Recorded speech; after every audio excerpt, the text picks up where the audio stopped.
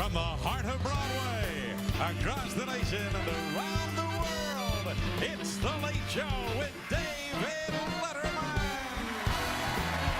Tonight, Michael J. Fox, Piedmont Bird Callers, and music from Naughty Boy featuring Sam Smith. Plus Paul Schaefer and the CBS Orchestra. I'm Alan Coulter. And now, the eighth wonder of the world, David Letterman.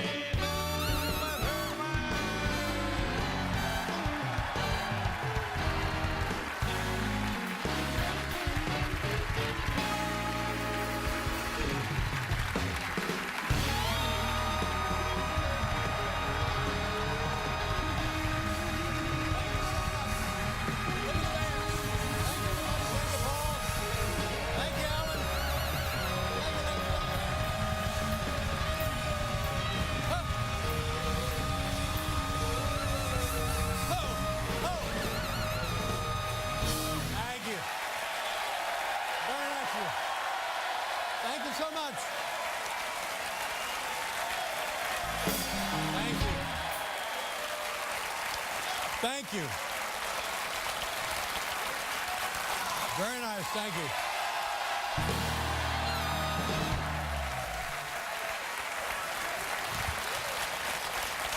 All right.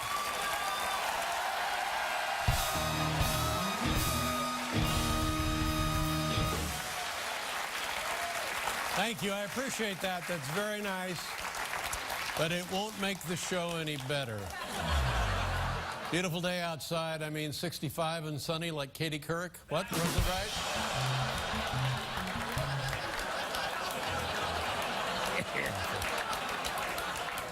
Here's how nice it was. I'm not kidding around. Such a beautiful day today. The Wheelwell kid, you know who I'm talking about? Yes, yes. Flew to Hawaii on the wing. Oh, that's all right. Nice day. That's right. It's on my bucket list. That's what I'll be doing. Talking to people before the show, and from all over the country, talking to a guy from Albuquerque, talked to a guy from Houston, both great cities. But I'm telling you something, New York City is still head and shoulders, far and away, the greatest city in the world. And I'll tell you why. Well, no, wait a minute. Let me hear one. The new mayor of the city, whose name I don't know, Bill de Blasio. Bill de Blasio, right. And he's an enormous man. He's close to 7 feet tall. Yeah. He has announced that for this summer, and this is what makes New York City so great, for this summer, out of the blue, if I had to come up with 1,000 things to do for New York City, this would not be on the list. Here's what he's going to do. He is building a swimming pool, and you're saying, big deal, Dave. We got swimming pools in Houston and Albuquerque. I'm not done. Building a swimming pool in the East River. Building it Right in the East River. Actually using East River water in the swimming pool. Ladies and gentlemen, there is not enough chlorine in the world to get me.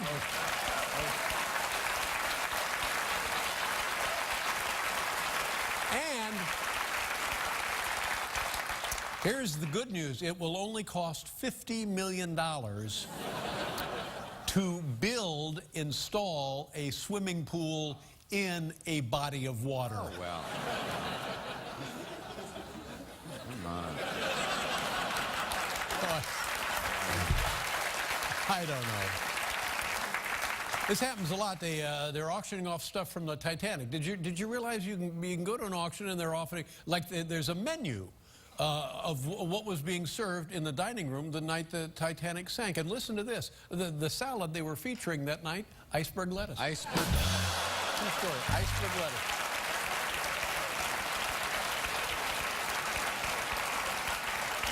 I'd like to have that Titanic menu. It would go great with my Hindenburg soup spoon. We're all right. We'll be all right. Wait a minute. You know who's a lovely woman, has been on the show, I think, a couple of times maybe? Michelle Obama. Oh, sure. Just a lovely woman. Well, from time to time, members of the First Family will appear on television shows, and Michelle Obama is going to be on the show Nashville. You know Nashville? Of course. Yeah, Michelle Obama is going to be on that program. And I said, let's go back through the files and see if we can find when other First Ladies have appeared on TV. It's fascinating. And this is not a complete list, but just give you an idea. Just kind of whet your appetite. Okay. Appearances by former First Ladies on TV. All right. Take a look.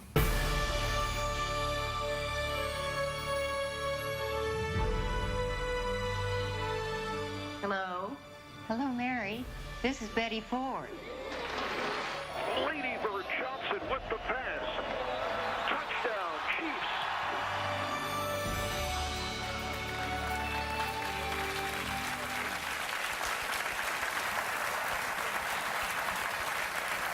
Oh, hi. Look, everybody, it's Pat Farmer, one of our stagehands, Pat Farmer. Hi, Pat, how are you? Hello, Dave. How are you? Nice to see you. Good. Same here. What is that on your neck? Oh, I know what this is. Oh, this is great. Did you hear about the Yankee, Pineda? Michael Pineda got tossed out of a game because he had pine tar on his neck. You're going to do a joke about the Yankees and the pine tar. This is great. Go ahead. tar. Huh? Pine tar. Right there. Oh, you look at that. Oh, I know what this is. This is barbecue sauce, Dave, from my Easter cookout. I think. That's exactly what it is. Barbecue sauce from the Easter cookout. Good. Okay. That's great. But Pat, we're right in the middle of a show. Is there something I can help you with? No, Dave. No, Dave. I think you interrupted me. If you remember what it was for, Dave, I'll be backstage. Thank you.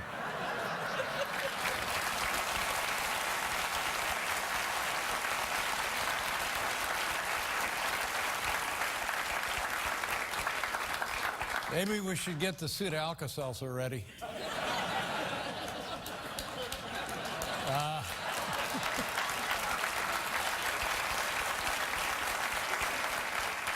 President Obama, people say, where's President Obama today? He's in Japan. He's over there visiting the Benihana Training Institute. Right. He, President Obama is out of the country. Vice President Joe Biden out of the country. And you know what happens then? They turn over the nuclear launch codes to Oprah. She has them.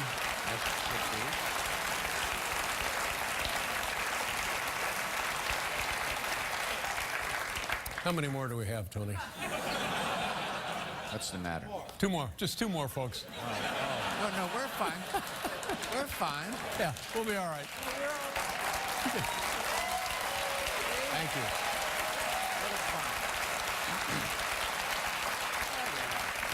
And then I'll go put on the Velcro suit.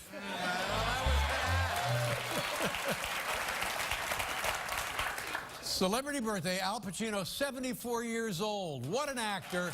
Academy Award-winning actor, Al Pacino.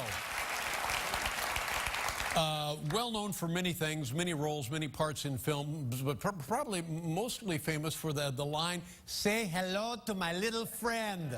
Yeah, of course. Say hello to my little friend.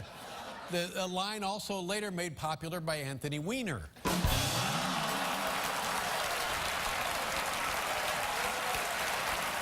Say hello.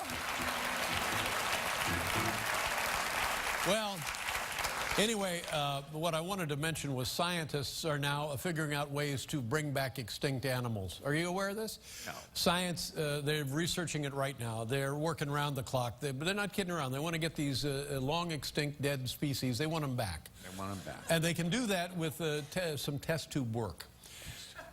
Science. Test tube. So they have now released this announcement about bringing back these extinct species. Take a look. Scientists at universities in the United States and Australia are working hard to bring long-extinct animal species back to life, with the possibility of reintroducing them into the wild.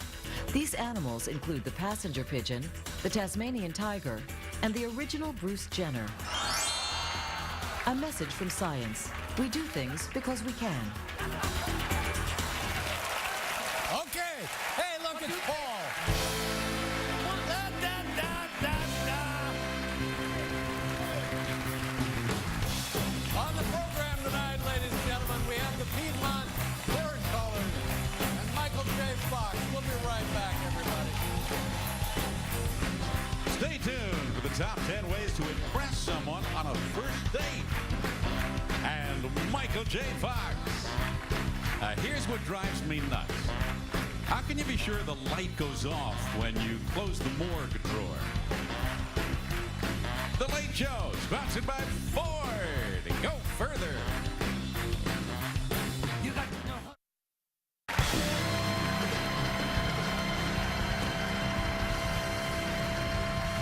What more you can ask for?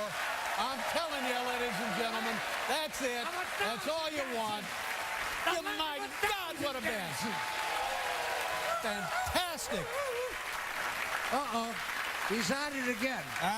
You're going to shoot off a tweet. Are you tweeting out? You're Yeah. tweeting out. Yeah, now here's what I have to have this checked. Bill, come over and check Oh, this. now here we go again. Make sure. Where did first Bill of go? all, Did Bill go home? Come here and check you this. have to be What, able to- why are you just standing there, Bill? I See, said, come over neither and of you check this. guys You can didn't even move. First of all, neither of you can see. Right. Two old guys looking over the top of the glass. That's right. Oh, Everything's because you're tonight. so youth-oriented. I know. Here we go. With the tweet. All right, there it goes. Now, here's what I was thinking, and that's why I sent out the tweet. And I won't tell you. You have to be secretive with your tweets. Oh, yeah. It occurred to me that, you know, the most powerful woman in the world is, I'll tell you. Who do you think, Paul? Take a guess. That's Oprah, hands down. No. It's not Oprah. No, it's the Dairy Queen. The Dairy Queen. Without question, she is the most powerful woman in the world. The monarch after whom the franchise, the Dairy Queen ice cream franchise is named. Close enough. And I'll tell you why. Do you see, driving down the road, do you ever see a Dairy King? No. No. No, and I'll tell you why. Because Dairy Queen got wind of this when they first started making their ice cream. Their delicious ice cream. Yeah. And they bought up the name Dairy Queen, and they're sitting on it. Oh, really? That's how it works. So what does this have to do with your tweet? Oh, I'm asking Dairy Queen to send us some delicious free items.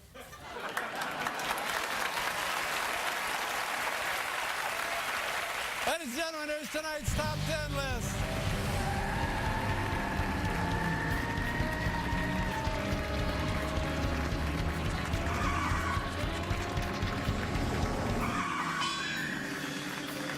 Tonight's Top 10 list is brought to you by Intel. Look for Intel inside your next tablet. According to a recent study, we have 12 minutes to impress someone on a first date, and that seems about right. You know within the first, really, I guess 12 minutes, whether, you know, you're going to be having any kind of relationship or friendship, something a little more intimate, you know in about 12 minutes. I think that makes perfect all it sense. takes, yeah. Sure. Now, here are ways to impress someone on a first date. Ways to impress someone on a first date. Number 10, invite mom along to talk you up. Number 9. Number 9, encourage date to have any value meal she wants. Number 8, playfully try to guess her dress size. Number 7, unless your name is Vince, don't act all Vincey. Number 6, tell her you flew out of Albuquerque.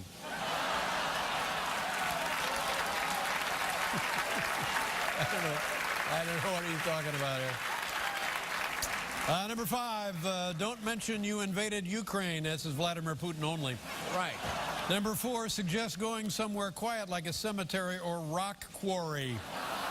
Number 3, bring reference letters from your exes. Number 2, show you're street smart by asking if she's a cop. And the number 1 way to impress someone on a first date, walk her home, and if it feels right, kiss her pets.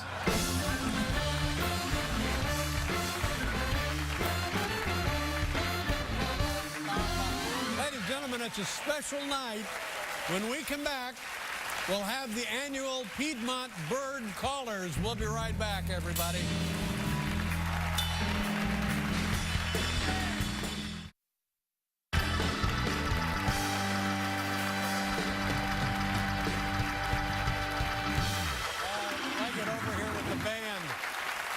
Thank you very much, Paul and everybody. Anytime.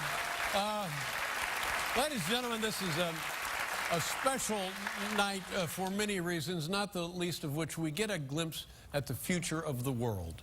These are young kids, and we get to see what they're up to. I think it's an invaluable exercise. Our first guests are the winners of Piedmont, California's 49th annual high school bird calling competition. Let's start now. Please welcome Elliot Gordon and Walter Ledouis. Ladies and gentlemen, here they are. Hi, who are you? I'm Elliot. Elliot, Walter, nice to see you. There they are. Piedmont, California. Where is Piedmont, California exactly? It's right inside Oakland. Inside Oakland? Mm-hmm. Yes, Right so near the San Francisco. Bay Area, near San Francisco. Cosmopolitan part of the state of California. What grade are you guys in? We're juniors. You're juniors? Good. What do you study there? You get good grades? Sure. Yeah? Yeah, good enough. What do you plan to do for the summer? Activities for the summer? Well, I'm either going to an acting workshop in LA or I'm going to be touring colleges in Sweden. Oh, man. And you haven't decided what you're going to do yet? I'm telling you. I mean, colleges in Sweden. Come on. Let's go. I'll go with you. And why would you be touring colleges in Sweden? I mean, I know why, but what did you tell your parents? Well, they recommended it. We're from Sweden. I speak Swedish, so There you go. Oh, my God. return to my roots. Money in the bank. Listen, when you get over there, try the meatballs. And and you're Walter? Yeah, Yeah. Okay. Well, Walter, what are you doing this summer? I'm in a production of Hamlet at the Edinburgh Fringe Festival. My high school got accepted to go. Good for you. You'll be in Scotland. Yes, for 2 weeks. These kids are not fooling around. They're out there. Am I right? They're out there getting it done. And what is your role in Hamlet? I'm Laertes. Laertes. Yeah. Good. I feel Good gig. All right. I have nothing for that. What are you guys going to do? What bird? You finished third. First year in the competition? He looks like a couple of go-getters. You finished third. That's not bad. What bird are we talking about? The snowy egret. Snowy egret. What can you tell us about the snowy egret? Sounds terrible. It sounds kind of like I someone have a photo coughing. of it right there. Egret, right there. Where is it found? Do you know? Normally in South America and Mexico. And is it a pecker? I bet.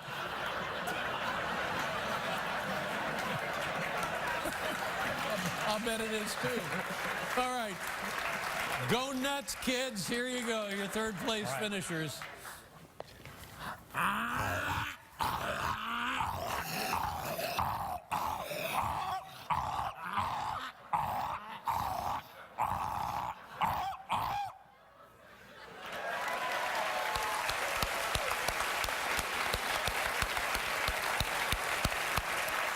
Fantastic.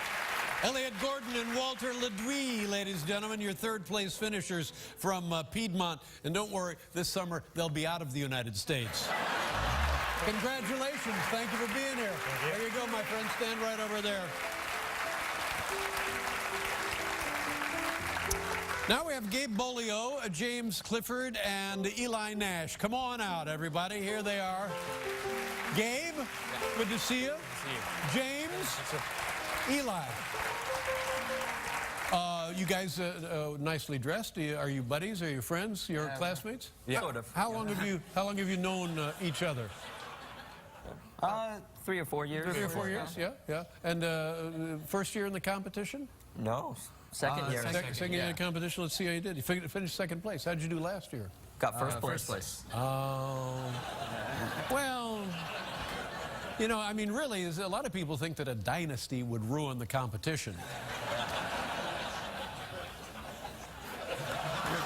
I don't have anything for that either. Gabe, tell us about yourself. What are you doing this summer? I, like Walter, I'm going to the Scotland Festival to perform Hamlet. Are you going to be in the Hamlet thing? What is your role? I'm a stage manager. Stage manager? Yeah. I don't have anything there either. Good for you. That'll be quite an experience. You'll be in Scotland all summer at the big thing, and a lot of fun for you. James, how about you? I'm going to be heading out to Auburn University sometime this summer. Studying there? Is that you're going to go to school there? Yeah, I'm going to be studying civil engineering. You still married? Yeah, well. I heard there was trouble at home. And Eli, how about you, sir? I will also be heading out to college at the University of Southern California to study writing for film and television. Oh, my God. There you go, ladies and gentlemen. That's it. Look at these guys, huh? Now, go into where your kids are asleep, wake them up, and see if they look like these guys.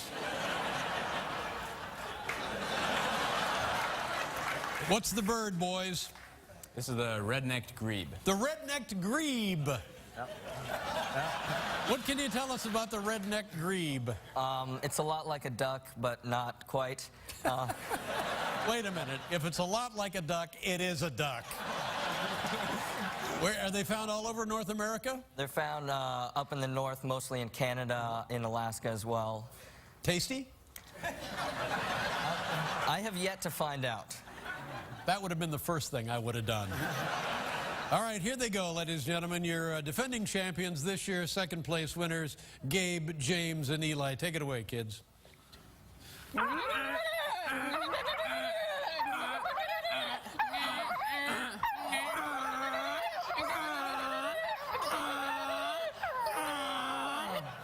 right, there you go.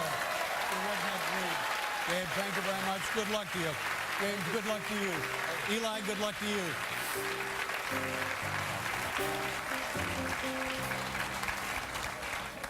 Takes 3 guys to do 1 bird.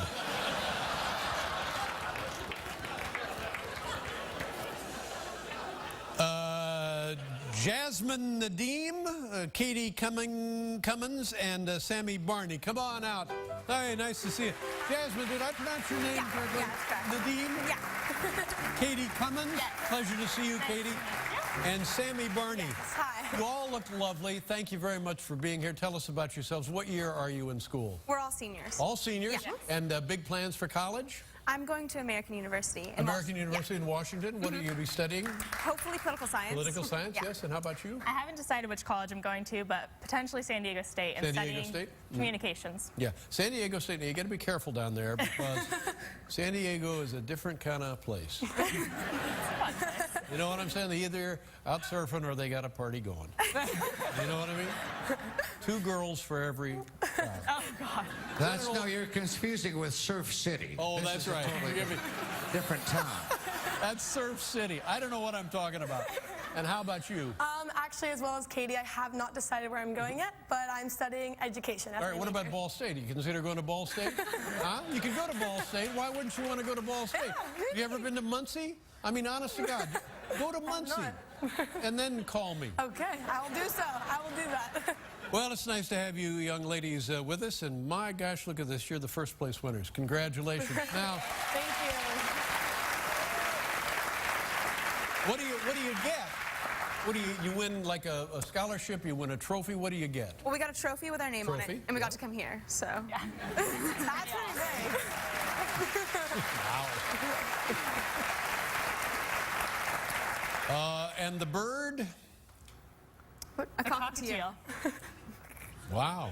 Yeah. This is not a North American animal, is it? No, it's from Australia. From Australia. I thought it looked like it might be from. All right, here's your big winners, ladies and gentlemen. Take it away, ladies. It's the cockatiel.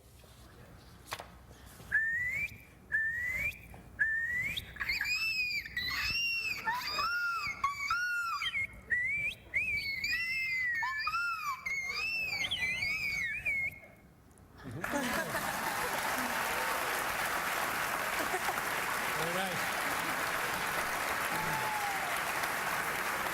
Very nice. Beautiful. Good luck getting in anywhere. Come on, let's everybody come out here and do our birds, ladies and gentlemen. Here's your Piedmont bird callers. Take it away, folks.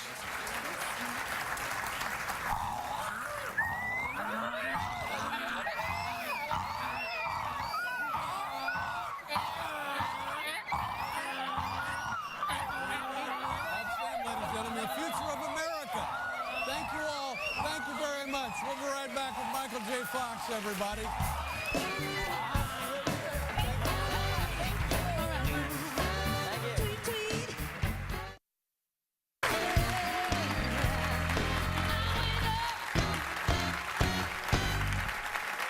Our next guest is a five-time, good heavens, five-time Emmy Award winner, currently starring in a recurring role on the very popular television series The Good Wife, and I'm proud to say you can see it Sunday nights at 9 right here on CBS. Ladies and gentlemen, you know him, you love him, Michael J. Fox.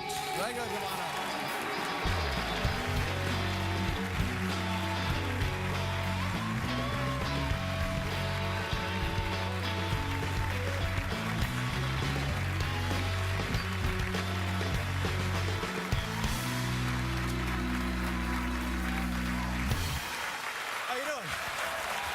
Michael J. Fox.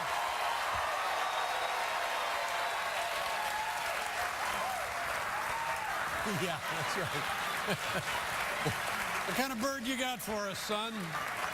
Michael, I've asked you this 1,000 times, and forgive me if I don't remember. The J, what is the J? Genuine. Genuine or genius? Genuine or genius. Oh, genius certainly would apply. I just made it up. Yeah. But is it John? No, it says, no, my middle name is Andrew.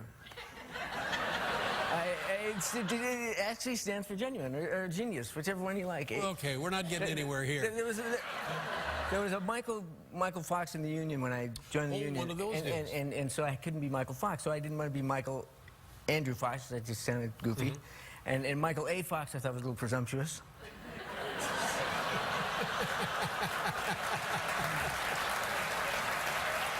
I mean, it works for Vivica. It works for Vivica A. Fox. Yes. But so I was watching Bonnie and Clyde the night before I went down to the Union, and Michael J. Pollard is the. Oh, he was a wonderful he was character great. actor, Yeah, wasn't he? He's a great mug and that's right. And that's a great right. character. Quite a And character. I aspired to be nothing more than a Weasley sidekick, so I thought. Well, yeah, you can't really set your sights too high if you're a Weasley sidekick. Anyway, welcome back to the program. And the family good? Everybody? Family's great. Yeah, busy, and my kids are. My oldest son is out of college. My two middle ones are in college. My fourth one is in 6th grade, and my wife is now writing a cookbook, which is kind of interesting. It's just Paul and Family Table, and it'll be out like in October. But she when I was writing my book, she gave me no end of grief about how and I said to her that I'm never going to finish my book on optimism.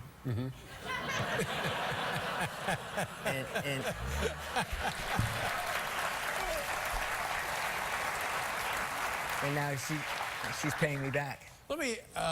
I'm fascinated by cookbooks. I think they're wonderful, and I always, but I don't know from where do these recipes come, because you can't take them out of an existing cookbook. You got to think them up, right? Well, I do know that when she makes these recipes, that I get to eat them. So I've put on, like, check about the freshman 15. I've got the cookbook 20. Yeah. And she just like keeps, what is this nice salmon a la hollandaise a la verde sauce, and I'm like, bring it on, bring it on. This goes in the book, babe. Yeah. Salmon with cockatiel sauce. Do we have the cookbook here? We must have the cookbook. No, it's not out yet. Great, thanks. I'll get you a copy, though. But does she like family recipes? Yeah, it's her whole family. Her family are kind of foodies. Her mother wrote for Gourmet, and her brother Michael Pollan is Carl Sagan of food. He's the guy who wrote Omnivore's Dilemma, and is kind of a famous food guy. And her sisters are great cooks, and so they I'll look forward to this. Yeah, it'll be great. I'll get you a copy. Thank you. When there is a copy. Yeah. Do you own a DeLorean? No, I don't own one.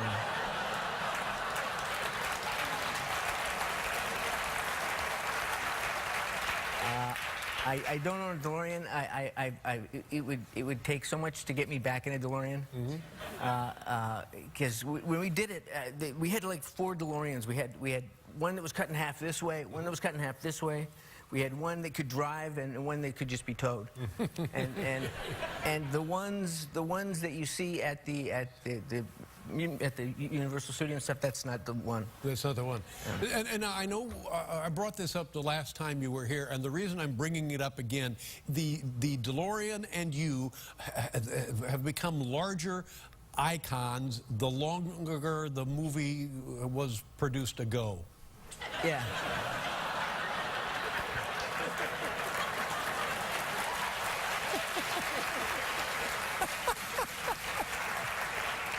That was actually the Eastern Barn Owl. It was the Eastern Barn Owl. We'll be right back with Michael J. Fox, everybody.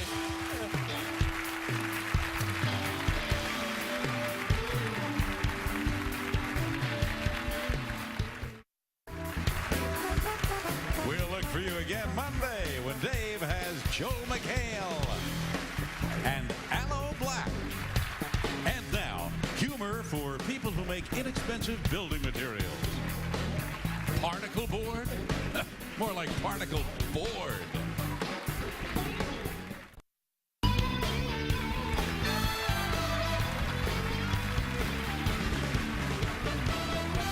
J.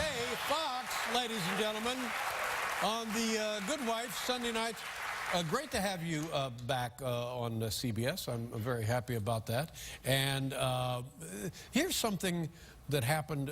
It was an award show. What was the award show? Was it the the Golden Globes. It seems to me like every time they run off a Golden Globes, it ends up involving you, and one year your son was Miss Golden Globe or something. Yeah. What was that? That was... It's actually Mr. Golden Globe. Mr. But only because the dress didn't fit.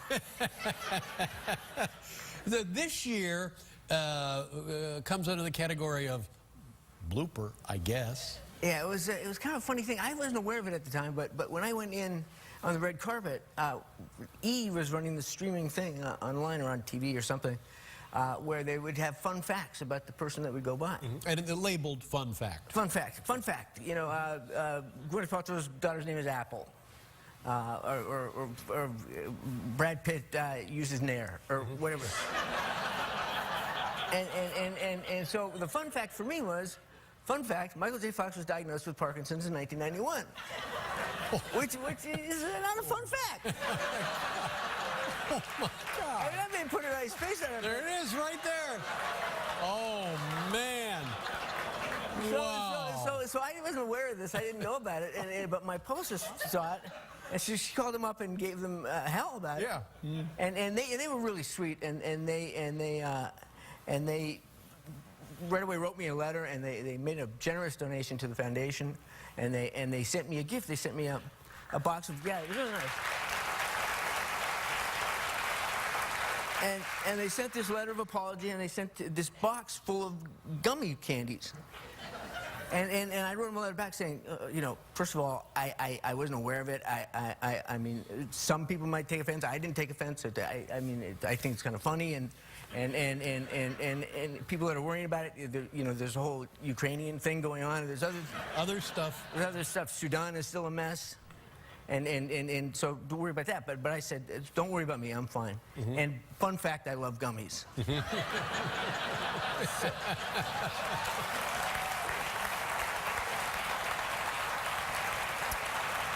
April is Parkinson's Month, Parkinson's Awareness Month. Yeah. And where do we stand there? Progress, holding progress our own? We're problem solving. It's a really complicated nut to crack, and so what we've had to do is going into our work is to knock down these problems. To try to find one of our big initiatives is to try to find a biomarker, a way to identify the disease before symptoms are existent, and we're making great progress with that. And also we've funded $450 million in research. So amazing, $450 million. But fun fact, that's more than the Back to the Future movies made in domestic box office. Now, when you talk to me about the biomarker thing, is this picking out one indicator out of 1,000? Yeah. Out of 1 million? Out of 2 million? It's having a consistent indicator that will nail it every time. And then if we can do that, see, at the same time we're doing that, we're identifying drug targets. And we've investigated over 600 drug targets We've done 60 clinical trials. We've funded 60 clinical trials. So if we can get this hand figuring out a biomarker, while this hand is figuring out what to do with that biomarker. And again, the biomarker, because I don't know specifically what that means. Is it? It could be a blood indicator in blood. It could be a cellular anomaly. It could be a genetic, a common genetic link that we haven't found yet. We found certain genes, like a LRRK2 gene, which is prevalent in Ashkenazi Jews, and we've identified that, and we can target drugs towards that.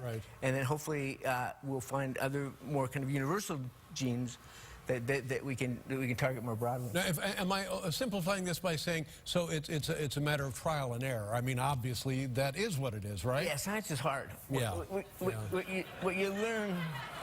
What you learn is really quickly that your failures have to be taken and absorbed as successes, because you've eliminated. That's right. You eliminated that possibility, and so it's really funny, because for me it's become less personal and more business. I just want to. Our foundation went into business to go out of business, and I want to go out of business quick. So.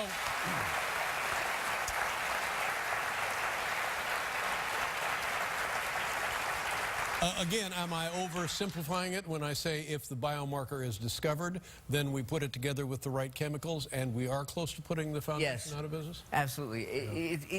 It's going to be a thing where I really feel as, I don't have years of scientific teaching to tell me this, but I have a feeling when we get these parts and we get these answers, it's going to happen very quickly. Because we know what it is. We don't know what causes it, but we know what the mechanism of it. So if we can get in there and mess with the mechanism of it before it starts to go down. Like, by the time I was diagnosed, 80% of my dopamine producing cells were already gone, because symptoms don't show up. I mean, for all the world of science, this is the way we figure out if you have Parkinson's. If you can touch your nose, then you don't. And I just missed. And so I do. And that's as sophisticated as it gets. And so that's what we're talking about, a biomarker. It doesn't have to be when you're starting to deteriorate that we know you have it. We can find out much earlier. Well, let me say this, and I don't mean to embarrass you, but I feel it's always necessary to call attention to the fact that the reason I know about this and the reason most people know about this is because of what you have done to raise the money for the research, to find a cure to put an end to it. So God bless you, and God bless you again. I'll look for a copy of the cookbook as soon as you can shoot it over. Yeah. You can see Michael J. Fox back on CBS, where he belongs, on The Good Wife Sunday nights. Great pleasure to have you here, my friend. Pleasure. Michael J. Fox, everybody. We'll be back with Naughty Boy and Sam Smith.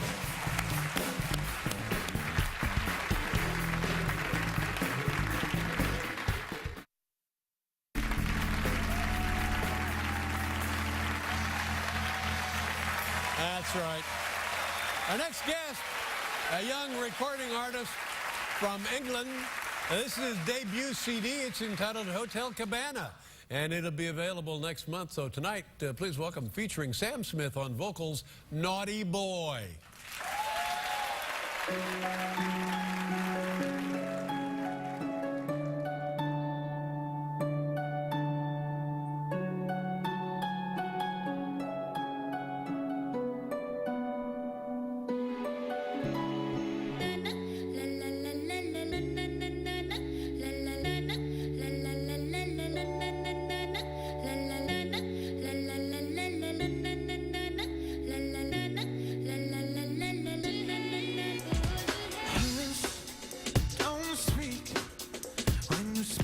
Your venom, keep it shut.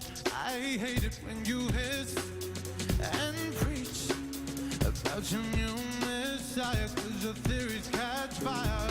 I can't find your silver lining. I don't mean to judge, but when you read your speech, it's tiring.